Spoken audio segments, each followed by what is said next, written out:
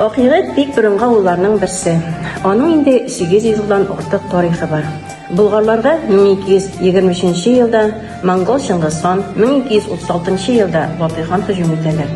Шуннан соң озак тормый шәһәрләр һәм авыллар торгызыла. Шушы һөҗүмнәрдән соң 14 гасырда икенче яртысында халык Казансу, Микшә, Зия елгалары буена килеп урнаша башлый. Шулай итеп, безнең борынгы бабаларыбыз Идел буйлап Бушәрмә елгасы буена килеп чыкканнар. Шушы вакытларда минем туган авылым Акъегеткә дә нигез салынган дип фараз ителә. Авыл аксакаллары сөйләвенә караганда, Казан артыны Мәңгәр якларыннан 3 бер туган Акъегет, Әлмәмәт, Ишмәмәт дигән килеп нигезләгәннәр дигәннәр. Менә берсе шуның Акъегет исемле булган. Бу егетләрнең берсе. Шуның исеме белән инде авылга да Акъегет дип язганнар. Бу язмалар безнең документаль чыганакларга да нигезләнгән. Авылыбызның исемен русчалатып Елеметова дип тә, Акъегетова дип тә йөрткәннәр. Кем ничек ишеткән шулай әйткән ахрысы инде. Безнең як авыллары тау ягы авыллары дип тә йөртелә. Авылларны бит инде урман, күбрәк су буйларына салырга тырышканнар. Акъегет авылы тирәсендә урманнар шактый күп булган. Агачларны кисеп, йортлар салганнар. Агачлар инде күп киселгәчтен, чәчүлек җирләре дә күбәеп киткән.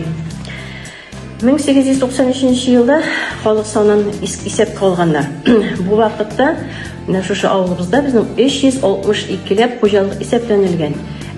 Халкы 2150 кеше яшәгәнлеге билгеле булган. Авылыбызда инде эчү өчен бик матур тәмле сулы 2 чишмә бар, аны кизәү дип йөртәбез.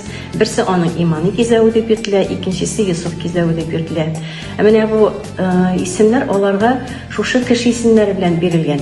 Иманы дигән кеше су чыганагы тапкан һәм шуңа күрә Иманы исеме бирелгән. Йосыф дигәне үзенең бакчасында тапкан су чыганагын.